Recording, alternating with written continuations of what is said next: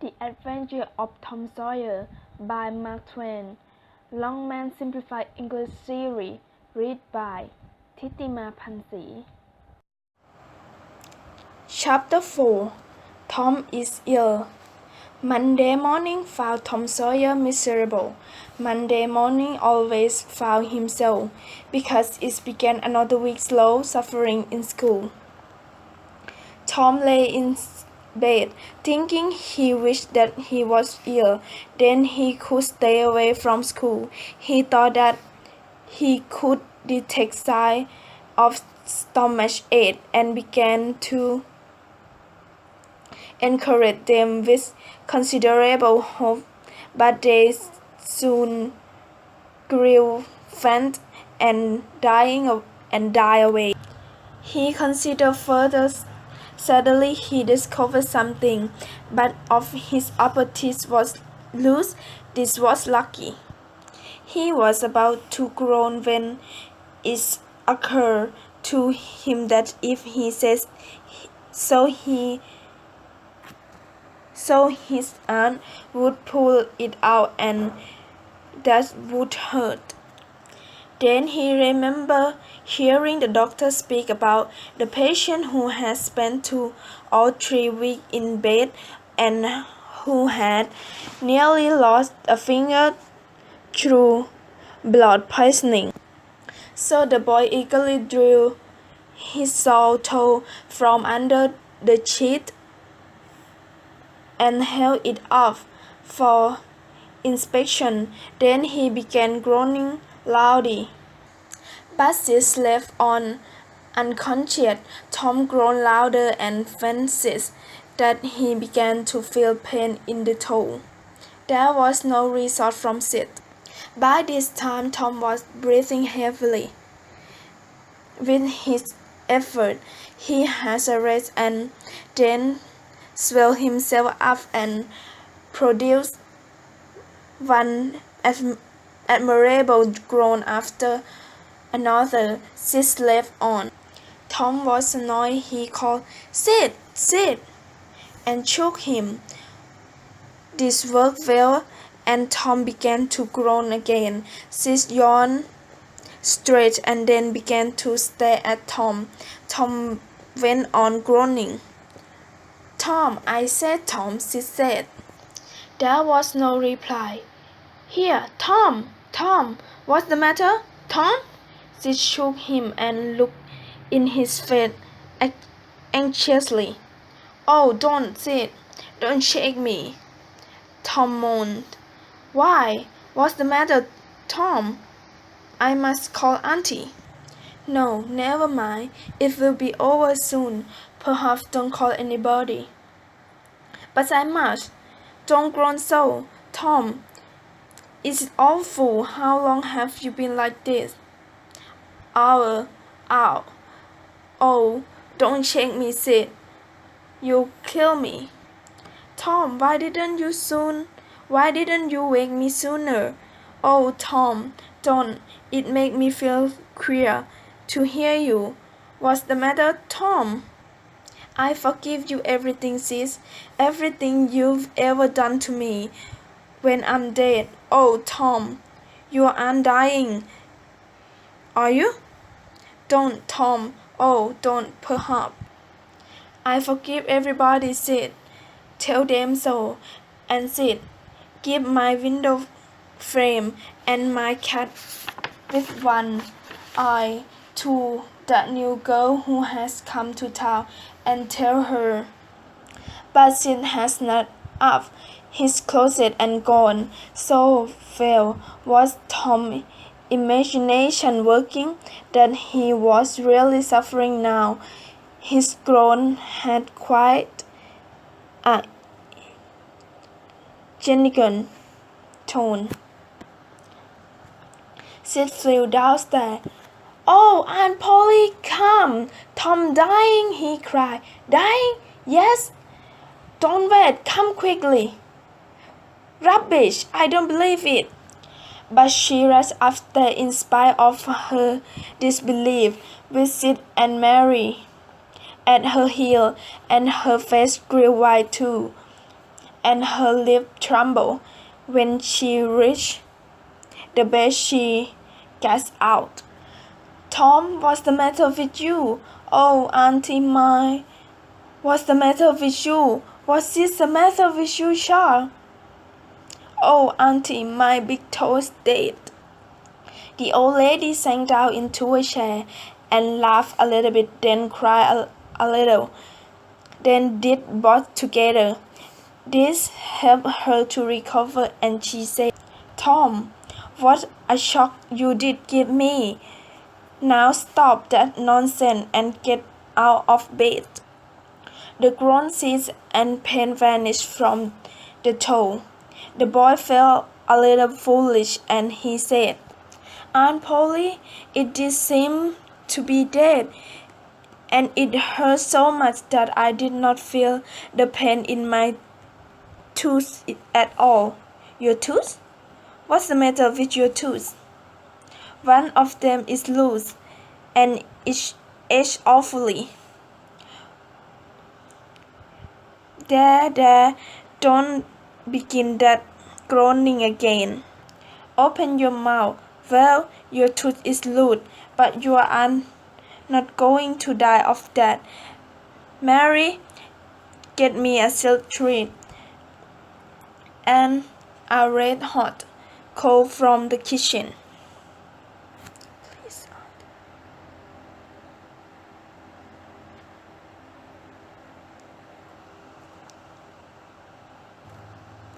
"Please, Auntie, don't pull it out. It doesn't hurt anymore.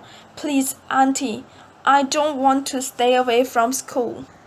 "Oh, you don't you? So all this howling was because you thought you managed to stay away from school and go fishing. Tom, I love you so, and you seem to try every way you can to break my old heart with your trick." By this time, the instruments were ready. The old lady made one end of the silk thread fast to Tom's tooth, and tied the other to the bedpost. Then she seized the burning coal and suddenly thrust it almost in the boy's face. The tooth hung from the bedpost now. But all suffering have their reward. As Tom was going to school after breakfast, he was the envy of every boy he met, because the gap in his upper row of teeth enabled him to speak in a new and admirable way. Soon afterward, Tom met the young outcast of the village, Huckleberry Finn, the son of the town drunkard. Huckleberry was hated and dreaded by all the mothers of the town, because he was idle, lawless, ill-bred, and bad, and because all their children admired him, delighted in his forbidden society, and wished they dared to be like him. Like the rest of the respectable boys, Tom envied Huckleberry his gay life of freedom, and has been giving strict order not to play with him. So he played with him every time he got a chance. Huckleberry was always dressed like a scarecrow. He came and went of his own free will. He slept on doorstep in fine weather, and in empty barrel in wet. He did not have to go to school, or to the church, or call anyone master, or obey anybody. He could go fishing or swimming when and where he chose, and stay as long as it suited him. Nobody forbade him to fight. he could sit up and rest as he pleased. He was always the first boy to walk barefoot in the spring and the last to wear shoes again in the autumn. He never has to wash or put on clean clothes.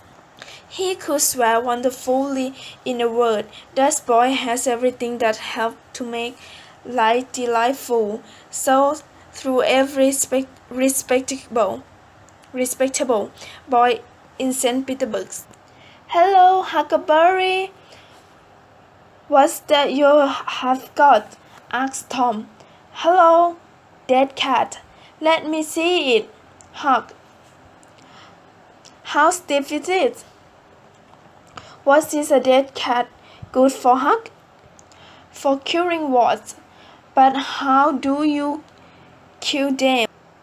Why you take the cat about midnight to a graveyard where somebody that was weak has been buried. When it's midnight, a devil will come, or perhaps two or three, but you can't see them. You can only hear something like the wind, or perhaps hear them talking. When they are taking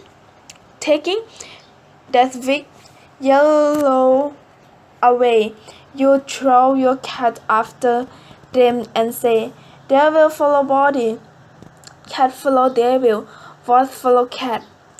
I finish with you. That will kill any word. It sounds alright. Have you ever tried it, huh? No, but old Mother Hopkins told me. Well, that's good enough because they say she a witch. Huck, when are you going to try the cat? Tonight. I believe they'll come after old Horse William tonight. But he was buried on Saturday, Huck. Didn't they get him on Saturday night? Why, how you talk? How could their charm work before midnight? And then it's Sunday. Devil don't creep about much on a Sunday, as far as I know. I never thought of that. That is so. Will you let me go with you? Of course, if you are not afraid. Afraid? Not likely. Will you meow like cat? Yes. And you meow back if you get a chance. The last time you keep me meowing outside the house till old Hay began throwing things at me and saying, Curse that cat. So I threw a brick through his window, but didn't tell. I won. I couldn't meow because I couldn't meow that night because Auntie was watching me, but I'll meow this time. The boys separated when Tom reached the little school. He marched boldly in as if he had come as fast as he could. The teacher was nodding amid the hum of study. The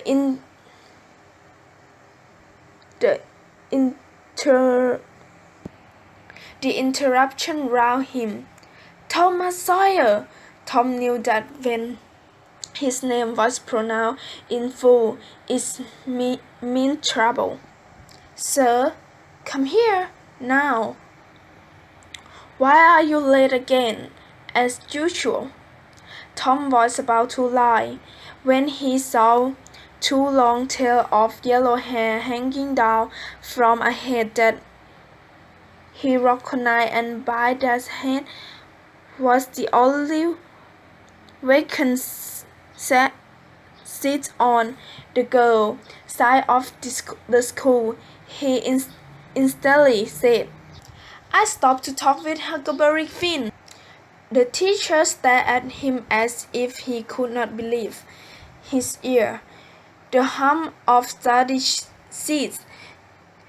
The pupil wondered whether that This boy has gone mad. The teacher said, You? You did what? I stopped to talk with Huckleberry Finn. The boy's words were quite distinct and could not be misunderstood. Tom Sawyer, this is the most astounding confession I have ever listened to. You deserve a severe punishment. Take off your coat. The stick rolled and fell until the teacher's arm was tired. Then the other followed. Now, sir, go and sit with the girl, and let this be a warning to you. When all the pupils laughed, Tom seemed to look ashamed, but in reality that look was caused by his worship of the unknown angel and by his amazement at his luck. He sat down upon the end of the bench, and the girl proudly moved away from him. Tom sat still and seemed to study his book. Soon the other children ceased to pay any question to him, and the accustomed school murmur rose upon the dull air once more. Presently the boy began to steal glances at the girl. She observed him, pulled a face at him, and turned the back of her head to him for a minute. When she cautiously looked round again, he was drawing something at the back of his book. Hiding his work with his left hand. For some time the girl refused to notice, but at last she hesitatingly whispered, "Let me see it." Tom covered a weak drowning of a half with a corkscrew of smoke coming from the chimney. Then he added a man like a mast in the front yard. The girl said, "I wish I could draw." "It is easy," whispered Tom. "I'll teach you." "Oh, will you? When?" "At dinner time." "Good. That is a promise. What is your name?" "Becky Dasher." "What is yours?" "Oh, I know. It is Thomas Sawyer." "That's the name they use when they beat me. I'm Tom when I'm good. Call me Tom, will you?" "Yes." Just at his moment, a finger and thumb closed on his ear and raised him to his feet. He was led across the schoolroom and sat down in his own seat. Amidst the laughter of the whole school, then the teacher stood over him during a few awful moments, and finally moved away to his chair without saying a word. But although Tom's ear burned, his heart was singing.